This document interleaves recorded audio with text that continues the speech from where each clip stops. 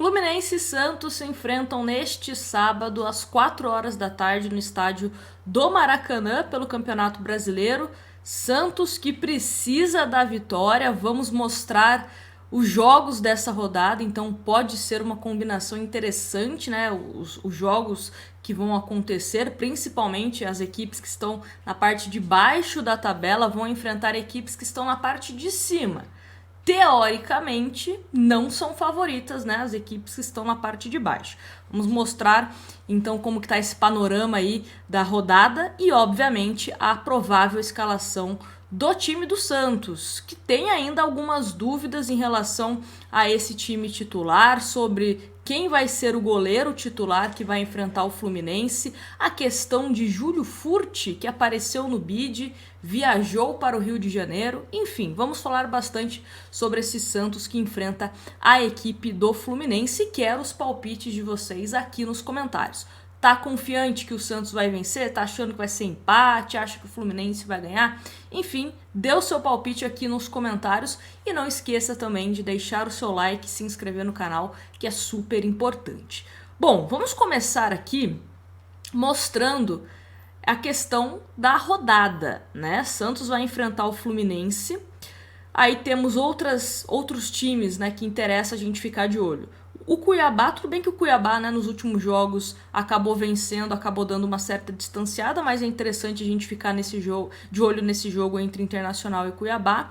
Corinthians e Vasco é um jogo de extrema interesse, né, para o torcedor santista. O Corinthians que atualmente está uma posição abaixo do Santos e o Vasco está na lanterna do campeonato. E aí, para quem vai a sua torcida? Qual seria o melhor resultado para o Santos nesse jogo entre Corinthians e Vasco? Me fala aqui também nos comentários. Também teremos o São Paulo pegando o Bahia no Morumbi, provavelmente o Morumbi lotado, acredito que o São Paulo é favorito. Teremos também América Mineiro e Palmeiras jogando fora de casa, mas, né, é um time que tem o Abel Ferreira, né, é um time que precisa voltar aí a ter uma sequência positiva de vitórias, então acredito que pode ser um jogo aí para a gente ficar de olho. E também temos também Botafogo e Curitiba, o líder do campeonato, enfrentando o Coxa e Goiás e Grêmio. Goiás também que está nas últimas colocações. E aí a classificação, né, só para a gente relembrar a posição do Santos. Santos que está na 14ª com 17 pontos. O Corinthians com 16 pontos está na 15ª, só que o Corinthians tem um jogo ainda a cumprir diante do Grêmio. O Goiás está na 16ª colocação com 15 pontos.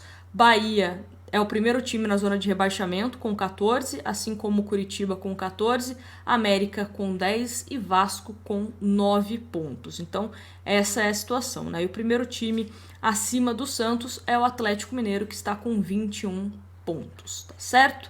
Então, essa é a situação de momento do Campeonato Brasileiro.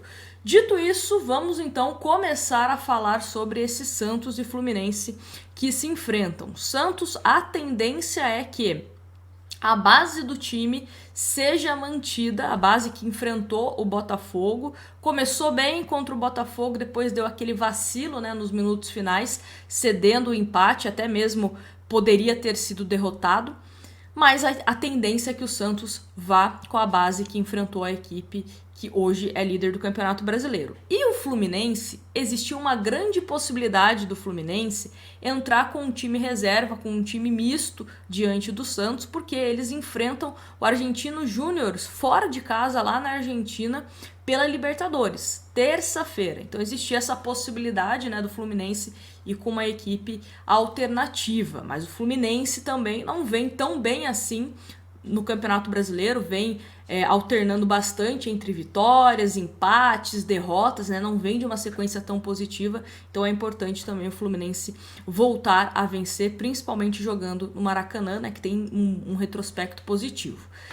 O Santos, como eu falei no comecinho, tem a dúvida em relação ao goleiro João Paulo. João Paulo viajou para o Rio de Janeiro, ele tá melhorando naquela questão da inflamação no quadril, ele não tem uma lesão, é uma inflamação que acabou melhorando, né? Tá se recuperando, mas provavelmente a definição vai acontecer horas antes da partida. Outra questão também para a gente falar é sobre o Furt, que apareceu no bid.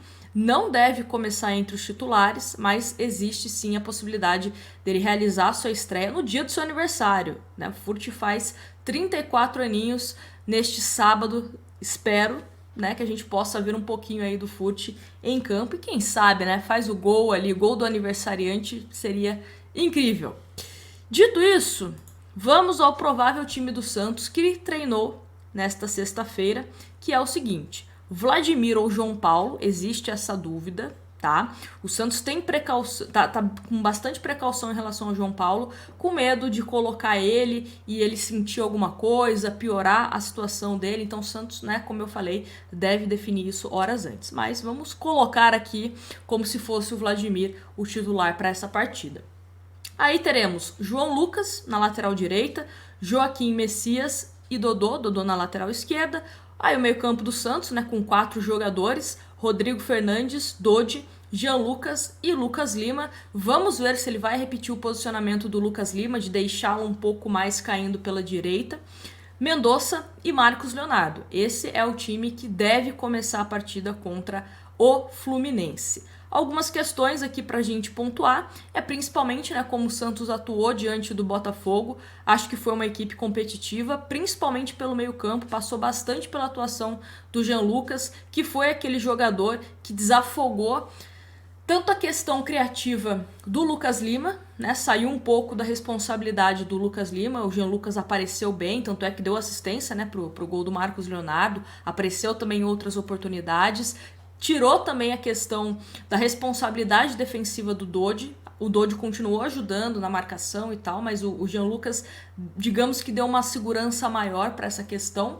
E o Rodrigo Fernandes ficou mais ali preocupado na parte defensiva, né? O Rodrigo Fernandes não saiu tanto assim para tentar algumas jogadas. A gente sabe que não é o ponto forte do Rodrigo Fernandes essa saída de jogo, né? Então ele ficar ali concentrado só na marcação, acho que é uma ideia válida. Então vamos ver como que vai funcionar essa questão do meio-campo. E Mendonça e Marcos Leonardo, né? Mendonça contra o Botafogo foi muito mal, errou bastante passes, né? Acabou até matando alguns contra-ataques. O Marcos Leonardo voltando aí a marcar gols. Nos últimos 3 jogos, 5 gols marcados. Então espero que a bola chegue em condições para que ele continue fazendo gols, né?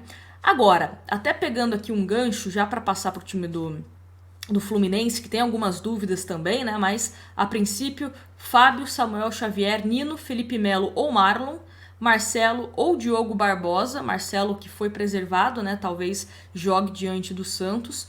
André, Lima ou Martinelli, Arias e Ganso, Keno e Cano. Keno e Cano, né? Trocadilho aí, dá um trava-língua. Enfim, espero que, se o Felipe Melo de fato jogar, que ele tenha uma atuação igual ele fez contra o Curitiba, né? Porque o Curitiba tem que agradecer o Felipe Melo pela atuação desastrosa que ele teve, fazendo pênalti, falhando, né, no gol que eles fizeram também. Então, assim, espero que o Felipe Melo repita a atuação que ele teve diante do Curitiba. Mas, brincadeiras à parte, né, a equipe do Fluminense é um time que a gente conhece o estilo do Fernando Diniz. Ele gosta bastante de ficar com a posse de bola. Os gols do Fluminense também, né, são de jogadas bem trabalhadas. Tem que tomar cuidado com o Ganso, que é o cara cerebral desse time. O Cano também precisa de uma bola para resolver o jogo. Então o Santos tem que tomar cuidado, né, com esses jogadores. O Arias também, que vem fazendo uma temporada interessante. O Marcelo, até se ele né, vier a jogar, ele ajuda também bastante nessa construção de jogadas.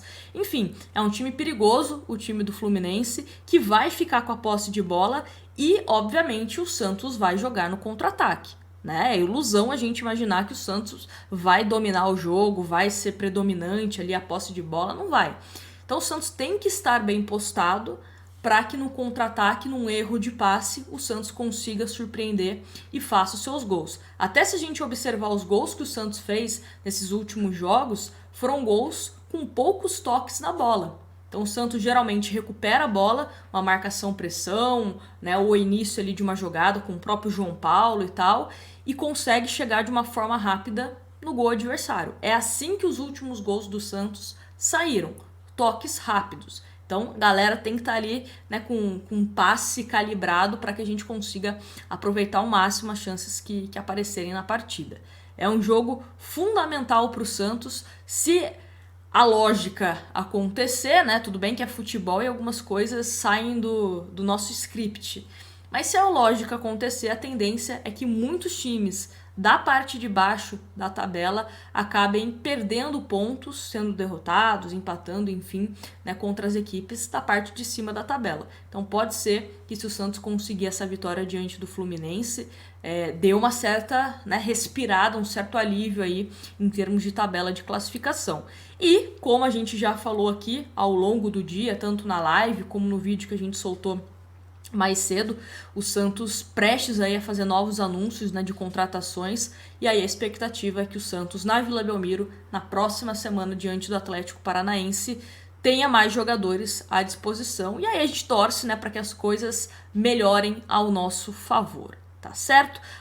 Uma coisa importante, Patati foi relacionado para esse jogo, Miguelito não foi relacionado, imagino que o Miguelito acabou até mesmo perdendo espaço por conta também da chegada do Furt, né? Alguém ia ter que sair desse time. E é importante falar isso porque o Santos, né, vem de uma classificação importante diante do Internacional pelo Campeonato Brasileiro Sub-20. Tivemos gol, inclusive, do Miguelito, mas ele não foi relacionado para essa partida. Tá certo? A gente já vinha cantando essa bola, né? Que dificilmente o Miguelito teria espaço com o técnico Paulo Turra. E agora, né, com as contratações que estão aí para ser confirmadas, imagino que vai perder ainda mais espaço.